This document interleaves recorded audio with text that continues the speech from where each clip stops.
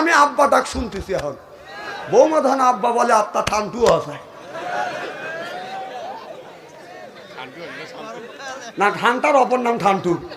যারা জ্ঞানীগুণী শিক্ষিত আছে তারাই জানে যে ঠান্টার অপর নাম জোরকান, ঠান্টার অপর নাম জিকির করো লা ইলাহা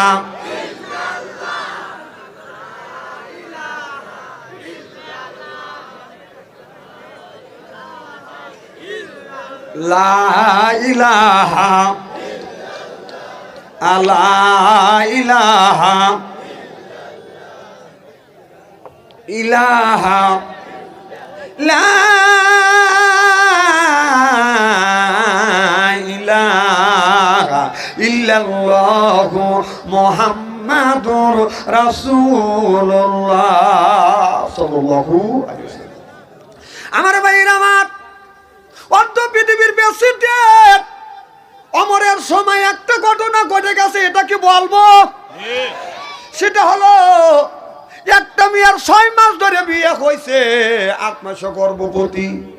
আপনারা বলুন, 6 মাস ধরে যদি বিয়ে হয়, 8 মাসে যদি গর্ভবতী হয়, তাহলে বলুন তো বাচ্চা বৈধ না অবৈধ? যেরকম এবার স্বামী বলে, বিবিরে 6 মাস ধরে বিয়ে হয়েছে, 8 মাসে গর্ভবতী, এ বিবি অপকর্ম কার সাথে করলি? পাপের বোঝা আমার গাড়ির উপরে তুমি চাপিয়ে দিলে। ছেলে বলে, বউ তো আমি রাখবো না। এবার ছেলের মা বলতেছে, বৌমা আমি তোমাকে দেখছি, তুমি এত সুন্দর মেয়ে, তুমি 5 ওয়াক্ত নামাজ পড়ো, রাস্তা দিয়ে যখন হাইটে যাও মারে তখন তুমি বোরখা পরিয়ে যাও। ও মা, 6 মাস ধরে বিয়ে হয়েছে, 8 মাসে গর্ভবতী। এবার মেয়ের মা বাবাকে ডেকে আনা হইল।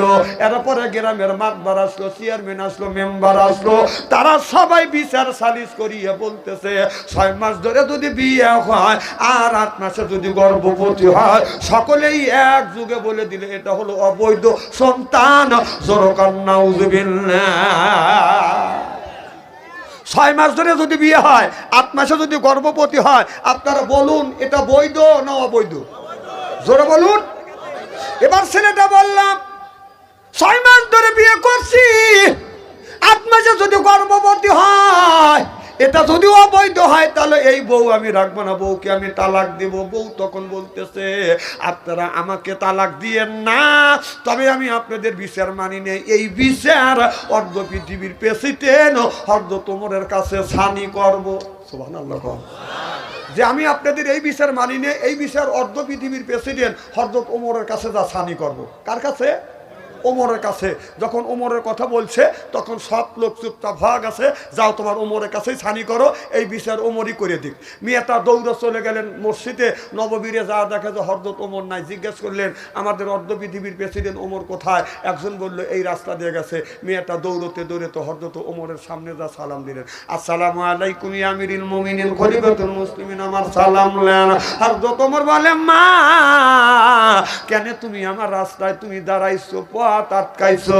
মেয়েটা বলে, আমিরুল মুমিনিন খলিফাতুল মুসলিমিন, আমি মসজিদে নববীরে গেছি, আমি আপনারে পাই নাই। মানুষ বলল, হযরত ওমর নামাজ পড়িয়া গ্রামের দিকে রওনা করছে, আমি খুঁজতে খুঁজতে হুজুর আপনার পর্যন্ত আসছি। হযরত ওমর বলে, মা কি দরকারে আসছো? মেয়েটা বলে, আমিরুল মুমিনিন খলিফাতুল মুসলিমিন, আমার 6 মাস ধরে বিয়ে হয়েছে, 8 মাসে গর্ভবতী, আমার স্বামী বলে অবৈধ সন্তান, আমার শ্বশুর বলে অবৈধ সন্তান, আমার শাশুড়ি বলো অবৈধ সন্তান, এমনকি আমার মা আমার বাবা বলল অবৈধ সন্তান।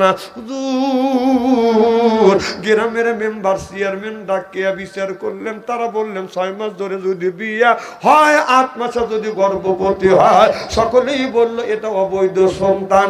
হুজুর আল্লাহর কসম করে বলতেছি, এটা আমার অবৈধ সন্তান না, এইটা হলো আমার বৈধ সন্তান। চিল্লাকান আল্লাহু আকবার। হুজুর এলাকার সব মানুষ বলল 6 মাস ধরে যদি বিয়ে হয়, 8 মাসে যদি গর্ভবতী হয়, হুজুর তারা বলল অবৈধ সন্তান। হুজুর আল্লাহর কসম করে বললাম, এটা আমার অবৈধ সন্তান না, এটা আমার বৈধ সন্তান। হুজুর আপনার কাছে আছে, আপনি বিচারটা সানি করে দেন। হযরত ওমর লোক পাঠা দিলেন আর চিঠির মাধ্যমে ঘোষণা দিয়ে দিলেন, আগামীকাল 10 ঘটিকার সময় এই বিচার করা হবে। যেই মেয়েটার 6 মাস ধরে বিয়ে হয়েছে, 8 মাসে গর্ভবতী, এই বিচারটা অর্ধ পৃথিবীর প্রেসিডেন্ট করবে। এই ঘোষণা যখন দিয়ে দিলেন আগামীকাল বেলা 10টার সময় বাদাল হবে, এলাকার হাজার হাজার মানুষ চিন্তা করতেছে 6 মাস ধরে বিয়ে হয়েছে, 8 মাসে গর্ভবতী, অর্ধ পৃথিবীর প্রেসিডেন্ট হযরত তোমার এই বিচার করবে, এই বিচারে আমাদের যাইতেই হবে। হাজার হাজার মানুষ ওই বিচারে বাদান উপস্থিত হবে। হযরত তোমার বাদান বাসায় বাদান চলে আসিয়া রাত 12টার পরে তাহাজ্জুদ নামাজ পড়িয়া আল্লাহর কাছে বলতেছে, আল্লাহ আমি তো বিচারের ফয়সালা আনতে পারতেছি না, কারণ একটা মেয়ের 6 মাস ধরে বিয়ে হয়েছে, 8 মাসে গর্ভবতী হয়েছে। আল্লাহ মেয়েটা বলতেছে বৈধ, আর এলাকা আর সব মানুষ বলতেছে অবৈধ। আল্লাহ আমি এখন কি করব? ইতিমধ্যে ফজর নামাজ পড়িয়া যখন ফজর নামাজ পড়ছে তখন আলীর আমার নবীর কথা মনে পড়ে গেছে। আল্লাহ নবী বলেছে আনা মাদিনাতুল ইলমি আলিমুম বাবুহা, আমার নবী বলেছে আমি নবী ইলমের শহর, আলী হলো তার দরজা।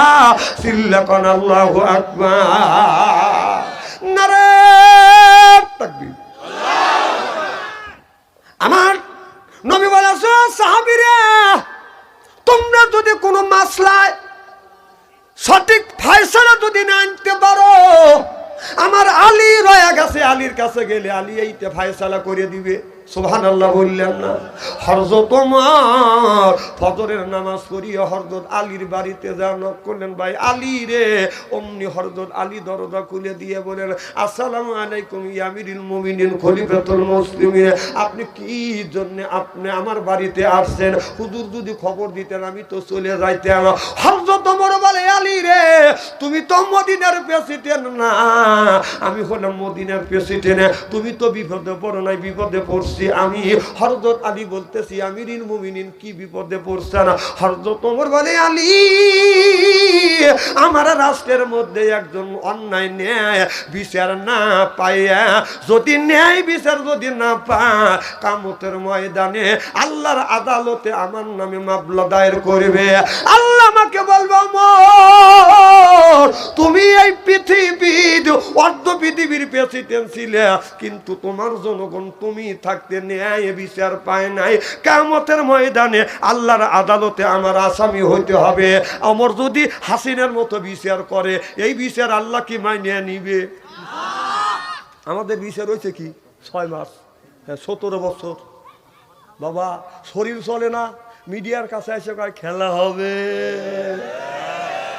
বাবা তুমি এমন খেলাই খেললে, আবার খেলবে খেলবে কয় খেলা হবে, আবার কয় পালাবো না। না না পালাও নাই, মামুর বাড়ি গেছাও।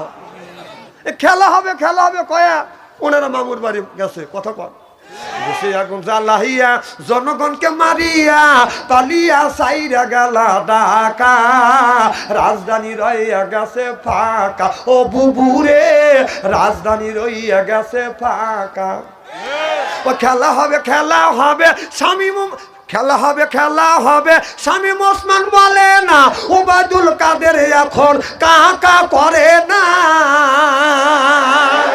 ও যে দেশের 100 কোটি টাকা মেরে দিল্লিতে আসছে লুকায়ে, রাজধানী রইয়া গেছে ফাঁকা, রাজধানী আছে এখন ফাঁকা। ও কাকুরে রাজধানী রইয়া গেছে ফাঁকা।